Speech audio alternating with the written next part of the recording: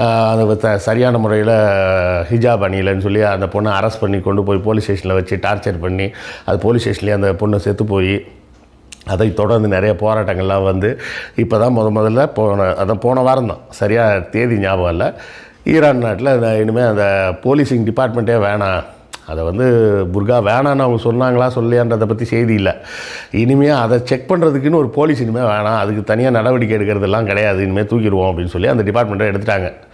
இது ஒரு நல்ல முன்னெடுப்புன்னு வச்சிங்களேன். எப்படியோ கொஞ்சம் கொஞ்சமாக மாற்றங்கள் வரதான் செய்யும். அன்னைக்கு இருந்த நேரத்துக்கு அவருக்கு புர்கா தான் சரியான மெத்தடுன்னு அவருக்கு தோணியிருக்கு, அதை சொல்லிட்டார். அதே மாதிரி பார்த்திங்கன்னா பெண்களை வந்து வழிபாட்டு தலங்களுக்கு வரக்கூடாதுன்னு சொல்லிட்டார்.